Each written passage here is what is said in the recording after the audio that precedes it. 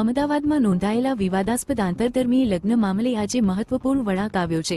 In charge registrar દ્વારા હાલ પૂરતી લગ્ન નોંધણી પ્રક્રિયા મોકૂફ રાખવામાં આવી હોવાનું સામે આવ્યું છે।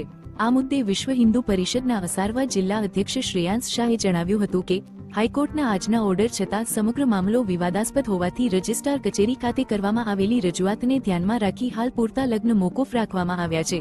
તેમણે વધુમાં આરોપ લગાવ્યો કે વિવાદાસ્પદ રજિસ્ટ્રાર MM સૈયદ રજા પર ઉતરી ગયા છે અને તેમની વહીવટી બદલી માટે સરકાર સમક્ષ રજૂઆત કરવામાં આવશે।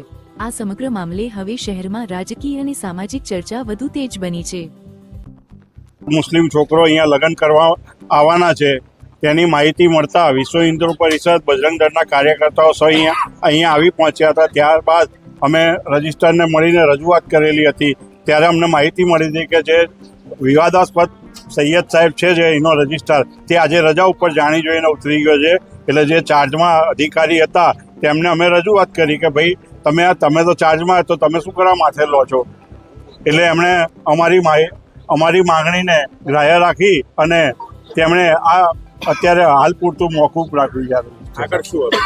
આગળ હવે એ લોકો નવી તારીખ લેશે ત્યાં અમે બી કાયદાકીય સલાહ લઈ અને કાયદાકીય રીતે અમે આગળ વધીશું। અમે બી કાયદાકીય અમને ખબર નહોતી કે હાઈકોર્ટનો ઓર્ડર હતો। અમને અહીંયા આવ્યા પછી માહિતી મળી કે હાઈકોર્ટનો ઓર્ડર હતો, તેથી અમે બીજું કોઈ આંદોલન ના કર્યું અને ગાંધી ચિંધ્યા માર્ગે અમે શાંતિથી બેસી રહ્યા અને ત્યારબાદ માહિતી મળતા અમે બી હવે કાયદાકીય અમે સલાહ લઈ અને આગળ વધીશું।